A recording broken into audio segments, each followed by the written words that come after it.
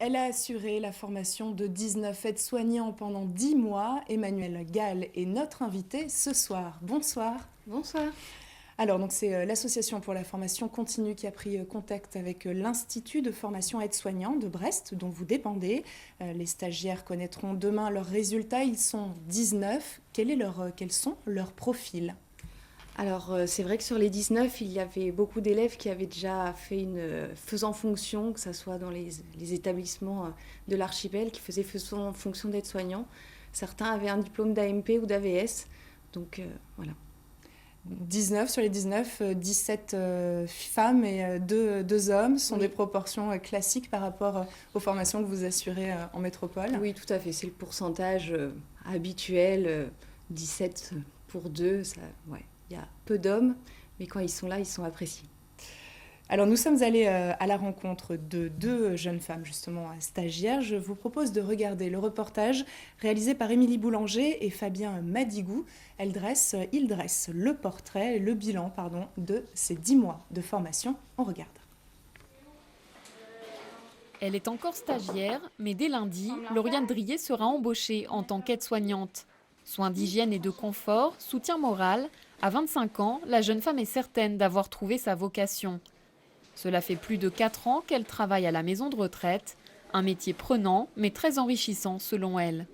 Vous nous apportez autant que nous on vous apporte, hein, finalement. Oui, oui. Parce que Oui. avec toutes les connaissances et les histoires qu'ils ont, forcément, nous aussi on en apprend tous les jours. Une grande confiance et une grande intimité entre nous. Et on se parle sans complexe de tout, de rien. Mais c'est vraiment formidable. Jusque-là, Lauriane faisait fonction d'aide-soignante. Cette fois, après 10 mois de cours théoriques et de stages, elle est fière d'avoir tenu bon. Les modules étaient chargés et sur peu de temps, donc il fallait apprendre tous les jours. Donc au niveau familial aussi, ça a été compliqué parce qu'il a fallu forcément faire des compromis. Il a fallu, au niveau financier aussi, ça a été compliqué, mais c'est un sacrifice qu'on se devait de faire parce qu'il y avait besoin d'être soignante sur Saint-Pierre et puis aussi pour nous, c'est aussi une reconnaissance de notre métier, quoi. Grâce à cette formation intense, Lauriane connaît précisément les tâches qui lui incombent. Elle espère désormais décrocher un contrat plus long. On va faire demi-tour là. Autre lieu, autre public, mais même métier. Maïven Donnement a elle aussi suivi cette formation. Souvent animatrice en centre de loisirs, elle a toujours aimé travailler auprès des enfants. Je m'étais jamais penchée sur le métier d'aide-soignante. C'est un métier que j'ai découvert au fil de ces 10 mois et que j'ai adoré, que j'ai pris goût à ce métier, que je suis fière d'être aide-soignante à l'heure d'aujourd'hui. À 23 ans, Maïven peut désormais débuter sa vie professionnelle sereinement, un diplôme en poche. Ça a été une chance que cette formation s'ouvre à Saint-Pierre. Il y en a une il y a à peu près 10 ans.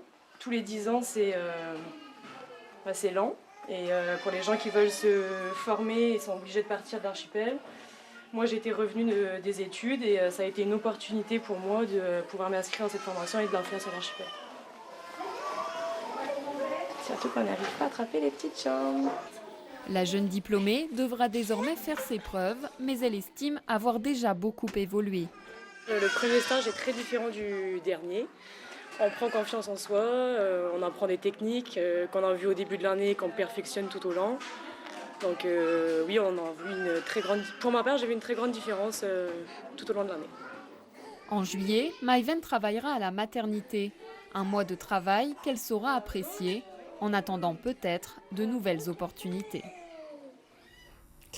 Alors, les 19 participants, vous le disiez, pour certains étaient déjà dans le monde du travail. Qu'est-ce que, selon vous, cette formation leur a apporté ? Alors, ce qu'ils ont pu me faire sentir, c'est qu'ils faisaient faisant fonction et ils avaient remarqué qu'il leur manquait des connaissances. Parce que c'est vrai que être-soignant, comme l'a dit Lauriane, c'est une formation de 10 mois. C'est une formation qui est assez lourde. Parce que beaucoup de choses à apprendre. Et c'est vrai qu'en faisant fonction, il leur manque des connaissances, tout simplement, de théorie. Voilà. Donc ça permettait une mise à jour, Une mise à jour, enfin, mise au point. je dirais même pas une mise à jour puisque c'était un développement de leur connaissance.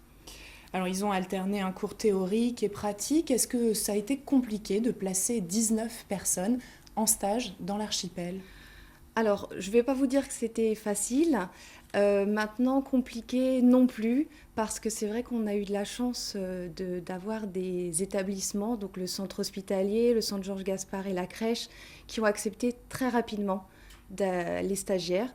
Donc après, c'était à moi et à ma responsable à Brest d'organiser. C'était plus en question d'organisation qui était un petit peu compliqué, mais les places sur le terrain, il n'y a eu aucun souci. Et ça, je pense qu'il faut vraiment le signaler parce que les établissements ont été vraiment porteurs du projet parce que sans stage, on ne pouvait pas faire la formation.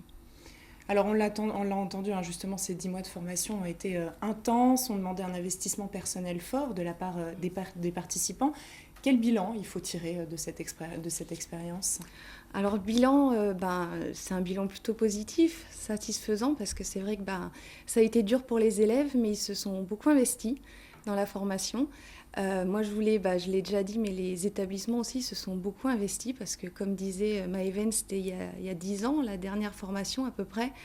Il faut accepter les stagiaires, il faut accepter que les professionnels les encadrent, les accompagnent.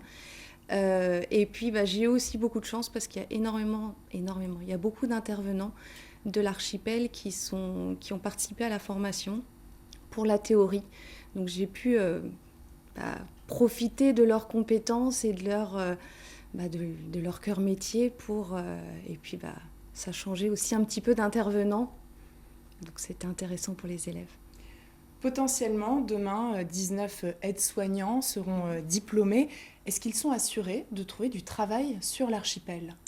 Alors assurés, je ne peux pas vous dire.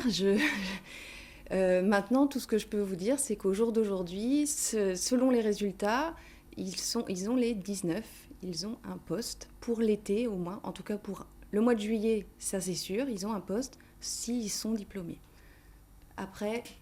l'avenir dira, ça sera en fonction des disponibilités, des besoins de chaque établissement. Mais c'est vrai qu'au jour d'aujourd'hui, je le sais parce qu'ils me l'ont tous dit, ils ont un poste, que ce soit à l'hôpital, au centre Georges Gaspard. Les résultats seront donc annoncés demain à 17h. Un jury final décidera du sort de ces 19 participants. En un mot, quelle est la valeur de ce diplôme ? Alors c'est la même valeur que pour la métropole puisque la formation s'est basée sur le référentiel national. Donc ça va être un diplôme national. J'ai fait les cours selon le référentiel que j'avais. Il y a des modules et selon les modules, il y a un programme. Donc j'ai essayé de coller au mieux et je pense l'avoir fait puisque, je tiens à le dire aussi, toutes les évaluations qu'ils ont eues ont été validées par l'équipe de Brest. Donc à chaque fois, il y avait une commission d'évaluation. Ça a été fait dans les mêmes conditions que ça peut être fait à Brest. Donc c'est vrai que c'est encore plus de reconnaissance, je pense, pour l'archipel, parce que il y a même certaines évaluations qui ont même été les mêmes que celles de Brest, puisqu'elles se déroulaient dans le même jour. Donc valeur locale, mais valeur nationale. Valeur nationale, il faut travailler sur l'archipel comme en métropole. Demain, ils n'ont pas de travail, ils partent à Brest, ils pourront travailler à Brest sans souci. Mais écoutez, merci beaucoup d'avoir répondu à notre invitation. Alors,